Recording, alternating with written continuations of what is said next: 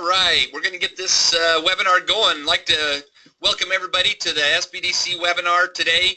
Today's topic is leadership qualities that every business leader needs. I'm excited about this topic. I did a similar topic to this, I think last year sometime. I've redefined it, added a bunch of stuff, and I'm excited to go through this stuff. This is one of my passionate speeches that I just love to give.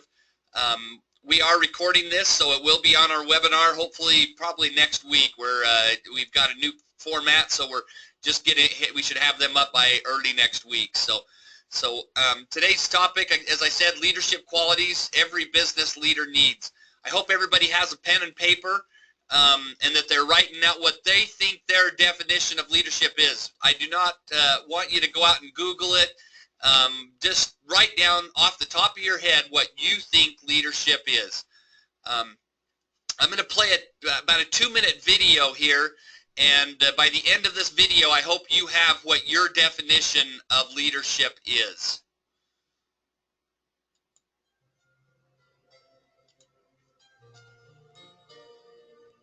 Hold on, we gotta change screens here. Hold on.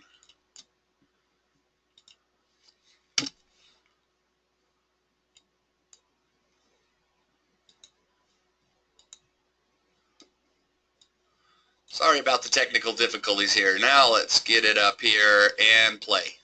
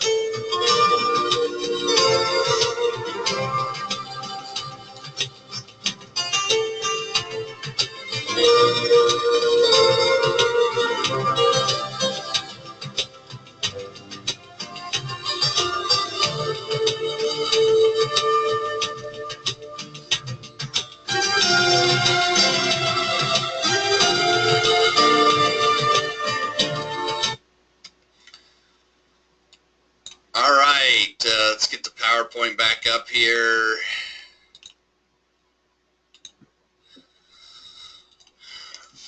All right, so I want to, I wish that I could open up everybody's mic and have them give me a definition of what leadership is. I found a quote or an article yesterday that had 33 different people's opinion on what leadership is.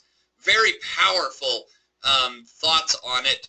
But we're going to go through and talk about a lot of lists and a lot of topics dealing with leadership. And my whole hope and goal is today that you'll walk away from this meeting with something different that you're going to do in your leadership ability that will make a difference in the company that you're with. So I have a definition of what I think leadership is here. And you can fill in the blanks and maybe write this down below your definition. Okay? Leadership is a set of qualities that cause people to follow. Now, although this definition may be somewhat circular in a way, it does demonstrate that leadership requires both a leader and a follower. Leaders have the ability to inspire people to go beyond what they think they are capable of doing, making it possible for a group to attain a goal that was previously thought unattainable. Leaders carry the followers along by doing three things, and I hope that you write these three things down. Number one, inspiring their trust. Number two, acting consistently. And the third one, motivating them by words and deeds. Although these explanations of what a leader is, what a leader does, it doesn't really answer the question of what leadership really is. So we're going to get into some of those in the rest of the presentation. In reality, leadership boils down to a willingness to accept responsibility and the ability to develop these three skills that are listed on the screen there. And they're all acquired through practice. And that's one of the things that I want you to understand as we go through these. You may not understand all of these things that I'm going to have on so many lists that I've got through the rest of the presentation, but they are things that you need to work on and they will happen over time. The old saying of practice makes perfect is totally true in the areas of leadership. When you properly put these skills together, people begin to turn to you to need direction. Okay. So three key leadership abilities, and I'm going to go through these and talk just a little bit about each one of them. Number one, elicits the cooperation of others. You must be able to get others to buy into your vision of the future and the right way to get there. Second one, you got to listen well. You have to be able to gather many kinds of information from others in order to lead. Doing so requires that you hone your listening skills. Of all the leaders that have made an impact in my life, this is one of the key ones. They listen well.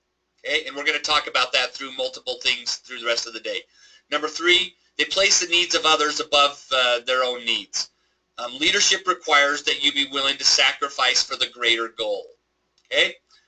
The trick to becoming a leader is to be able to elicit cooperation, to listen to the needs of others, and to put the other needs of others above your own with great consistency.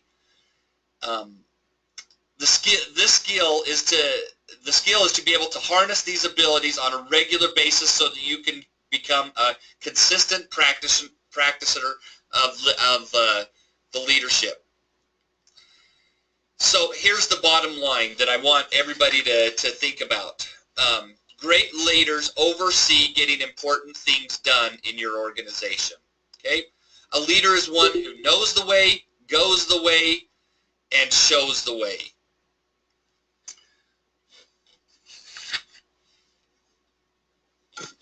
I'm going to go through and talk about, hold on, a little bit behind in my notes here. All right, so effective leaders, I've got 5 things here, and I hope you write these things down. Number 1, creates clarity. While leadership is hard to define, you know it when you see it, feel it, and hear it. An effective leader creates clarity about where the business is headed and how each team member can contribute to the cause. Such clarity helps reduce confusion and wasted actions and energy. Clarity also helps your employees to make better decisions within established boundaries. As a result, you can breathe more and supervise less. Okay? Number 2, a leader motivates individuals to work together optimally as a team. We all know that the team acronym stands for Together Everyone Achieves More. A real leader pulls others along rather than pushes them. Leadership is about communicating, not shouting out commands. You cannot coerce people to follow you for long. Command and control leadership never earns the hearts, minds, and the wills of others. The third thing here, real leadership is about influence, the ability to make others want to follow you for a cause. Proof of leadership is found in the loyalty and commitment level of the followers. The next one, number 4. In addition to creating clarity of purpose and direction of the organization, a leader also creates the right condition and climate for his or her team to succeed. It's simple. You cannot succeed on your own. You need organized and committed followers as much as they need an effective leader. It's a partnership in a pursuit of a common cause. You are nothing without engaged followers. It's a symbiotic relationship. A leader needs his followers to get important things done. And remember, a company without a leader is like a sports team without a coach. I love that thought right there. And all of the people who, in life you've experienced being coached by a coach in sports. And a company is the same thing, that if you don't have a leader there, you will your team will not go in the right direction. And last, of all the qualities a leader can have, passion, I think, is the most important. Passion, however, is something you can't fake. It starts in the soul and is fueled by belief that what you're doing is important. Leaders make differences in people's lives. Okay? I hope you write that down. Leaders make difference in people's lives. And I ask you, so where are you at with all of these skills that we've talked about? What kind of a leader are you? How would you rate yourself on a scale of 1 to 10?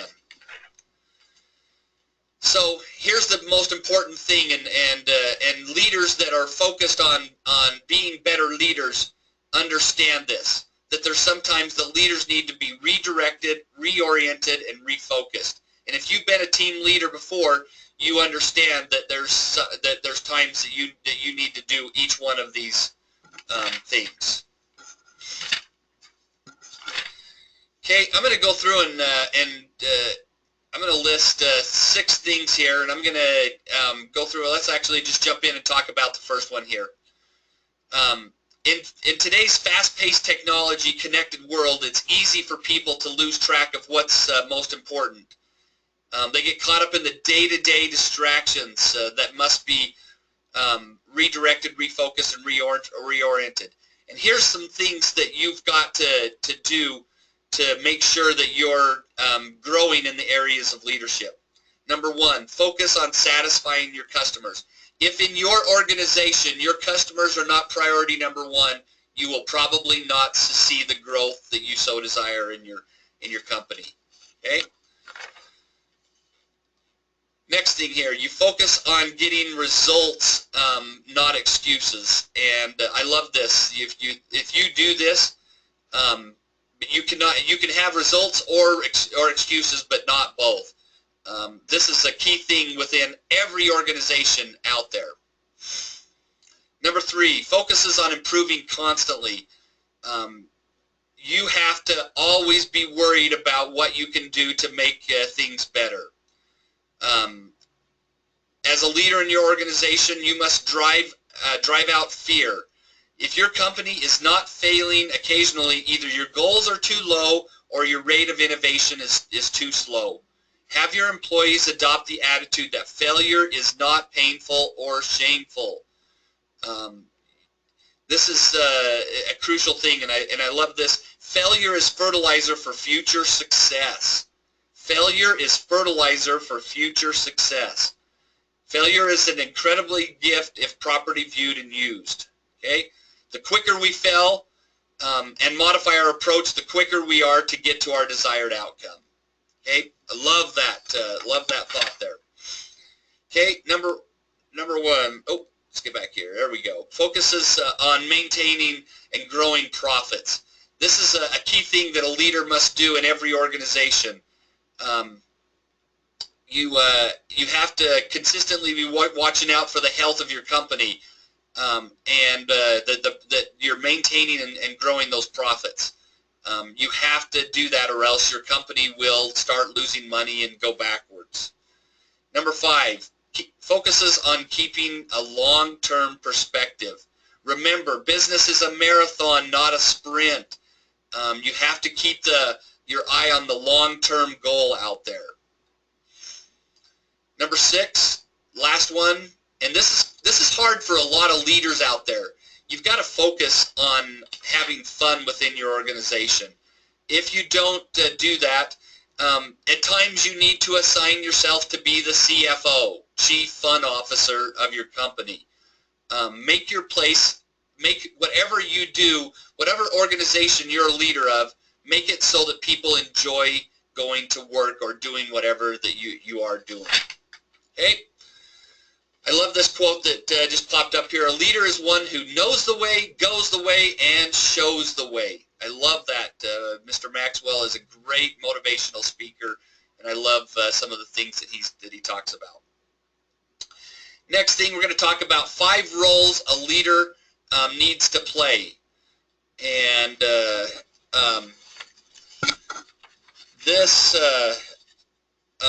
hold on, let me get caught up here in my... So it goes without saying that organizational leaders must wear many hats and play many of roles in leading the strategic direction of the company. In this complex and ever-changing business environment, effective leaders need to fulfill their roles in ways that will provide the right guidance to those they lead. Though challenging to consistently maintain, these essential roles are attributes needed by and expected of effective business leaders. Such roles can be implemented regardless of the organization's size, the type of industry, or whether the business is public or private.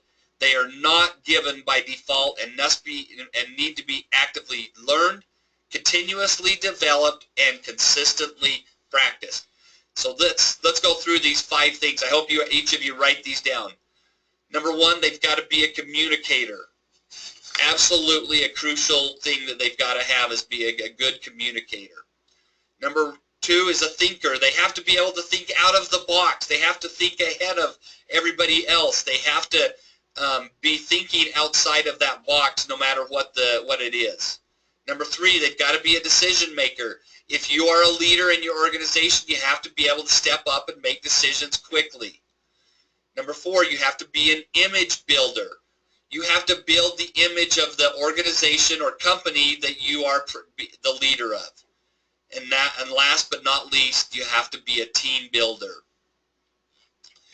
Okay, I'm going to go through and talk about 10 mistakes every leader makes. Now, I would suggest that you maybe put a check mark besides the ones that you've probably, if you're a leader within your organization, that you have possibly done in the past. Everybody as a leader will experience 1 or 2 or 3 or maybe all of these sometime in their leadership career.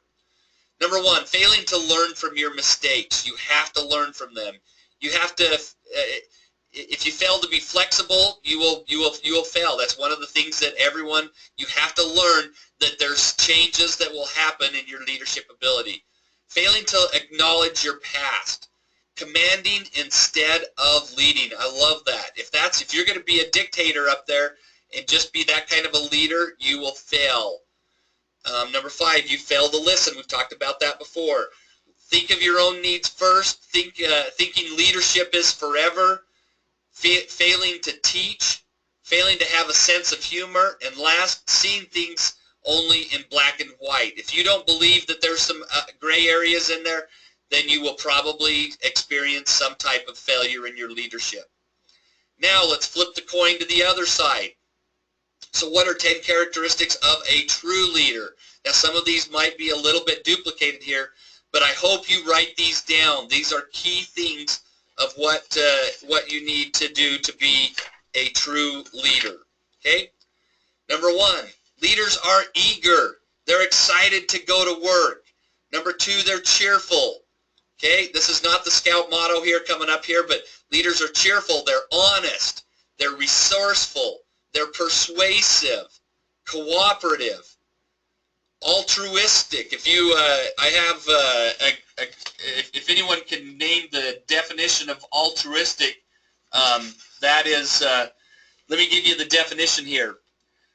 Altruism is another way of saying that leaders place the needs of others above their own. Okay, you have to be altruistic, um, and you have to put other people's needs above yours when you're a true leader. Okay, you're courageous, supportive, and assertive. I hope everyone writes down these 10 things, because it will help you develop the ability to be a true leader in your business. So I asked you the question, what is your leadership potential within the organization that you're in? Every person has the potential to be a leader. Leaders are made by circumstance, not by birth. Okay? Unless you're, I guess, one of Donald Trump's kids, or the King of England's kids, or something of that nature. But for 99% of the scenarios, leaders are made by circumstance, not by birth or genetics. Okay? The last thing here, leadership begins with the willingness to embrace responsibility. Okay? You have to be willing to take on more if you want to be a leader in your organization. Okay? Love this quote. Leaders become great not because of their power, but because of their ability to empower others. Once again, Mr. John Maxwell. Okay? So, a final thought, and then I'm actually going to play a video here at the end. So I'm going to give you this thought. We're getting close to the end here. If there's any questions, I encourage you you may have some questions as you're watching this final thing. I watched it last night and was just, it made a real impact on me and made me really contemplate what kind of a leader I truly am. Okay? So here's the difference between a boss and a leader. Okay? A boss drives, a leader coaches. A boss inspires fear, whereas a leader inspires enthusiasm. A boss blames others, whereas a leader helps you to fix it. A boss says I all the time, whereas a leader says we will do this. A boss knows how it's done. A leader shows you how to do it. A boss depends on authority, whereas a leader depends on goodwill. A boss uses people, whereas a leader develops people. A boss uses credit, whereas a leader gives credit. A boss commands versus a leader asking.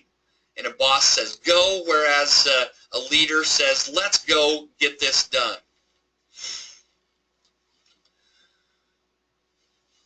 Everyone, I want you to read that quote that just came up there on the screen. I'm going to start playing this other video here. And the video lasts, I think, about 5 minutes, which is about what we have left in this. But I think it has a lot of great insight in there that will help you think about where you are currently at within your leadership here. So let's put the screen up and we'll start this. And I hope you take some notes during this, because there's some great insight here. Someday isn't on the calendar. That's very important. Let me throw a disclaimer out here. There are a couple, I would say, some bad words in here, and if that's going to offend you, I hope that it doesn't. I'll throw the disclaimer up there that there are a couple might be somewhat offensive words to someone, but hopefully not. I've asked a few people, and they said, they think it was all right because the message is so powerful. Important lesson for all of us mortals here today. We're all taught that life is tough. Life's a bitch. Oops. Life is hard. But it's not. It's pretty easy, right? Pretty easy to skate by and go through life, right? We wake up every day, most of us in the world, with a roof over our heads, a big comfy bed under our butts, fridge full of food, never have to worry about starvation or homelessness. We have friends and family that'll help us out when those things come. Those are the things that made life dangerous 100 years ago. Now we complain if life isn't convenient. This isn't a statement on modern society. This is a statement about motivation.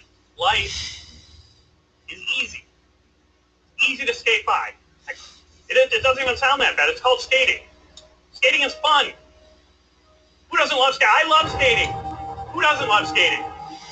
It's pretty easy to grow up, put your dreams aside, leave your passions behind, take a job that you don't even really mind. Raise some kids who will most likely be inspired to do the exact same thing. Go from point A to point B to point C until you end up at point Z, where you pass away and there's a line of people waiting to get up and tell everyone else who knew you what a good life you had. Nothing bad about that. Nothing wrong with that. But nothing great about it. Nothing inspiring about that. The ultimate truth is that life is easy. Living, truly living, chasing a dream and truly living is hard. Living is a bitch. Oh. Living is tough, especially when you switch it and you ask yourself, what am I dying to do?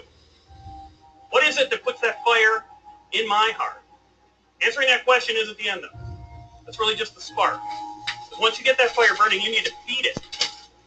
You need to keep reminding yourself, putting new coals in there, and reminding yourself every day about that goal. Because we've all taken up a hobby or a goal or a workout that we stop for just a couple days and then we never pick it up again. You need to constantly remind yourself that you're dying and that you're dying to do something. Because the minute you forget, life creeps right back in. And life is easy. Living, truly living, chasing a dream and truly living is hard. Living is a bitch.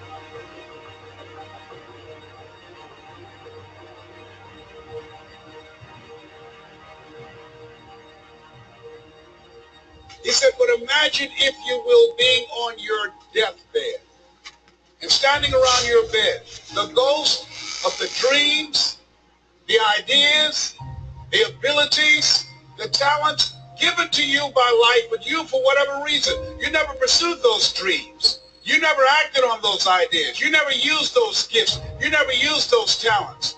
And there they are staring at you as you're lying on your bed with large, angry eyes saying, we came to you. Only you could have given us life. And now we must die with you forever. And the question is, if you died today, what dreams, what talents, what abilities, what gifts, what ideas would die with you? One minister out of Bahamas said, the wealthiest place on the planet is not in the Far East where there's oil in the ground. It's not in South Africa where there are diamond mines. He said, the wealthiest place on the planet is the cemetery. There you see potential never realized. There you find books never written. There you find ideas never acted on. Maybe that's why Henry David Thoreau said, oh God, to reach the point of death, only to realize that you've never lived. Only to realize that you've never scraped the surface of your potential. Let us say again, live full, die empty.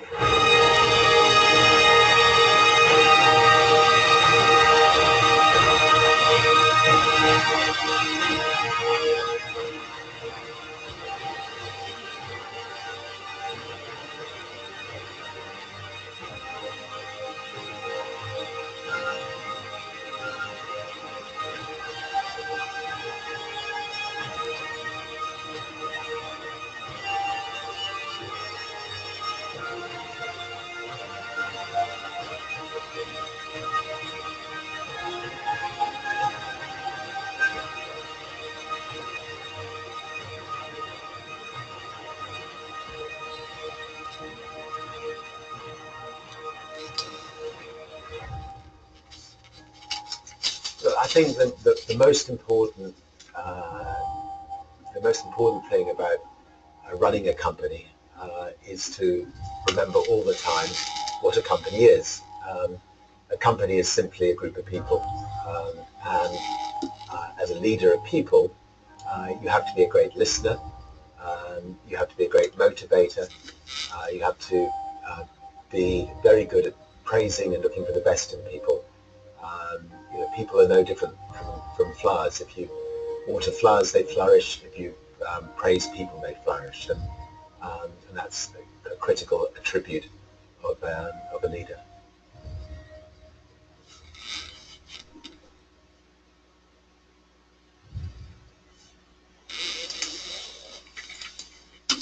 Okay. Hold on, let me get this back up here. So I hope that you take some points that they had in there, that you live full and die empty. I hope that you take some of the things we've talked about today on leadership and implement it into your company, your business, whatever it may be, and take your leadership to the next level. I hope you've learned some things today. Next week's webinar will be about getting found on Google. This is actually a 2-hour presentation that will be put into 30 minutes that is absolutely phenomenal on making sure that you have the best presence on the #1 search engine out there of Google. So we have all these recorded. They are on our website. They will be up there as of next week. I encourage you to pass this along to others. If something here today caught your attention, pass it on to others. With that, I will leave it with my favorite thought that I love that is kind of my motto in life, is bring it on. Hope to see you again in webinars every Friday, 11 o'clock. Thank you for your participation, everybody, and have a great weekend.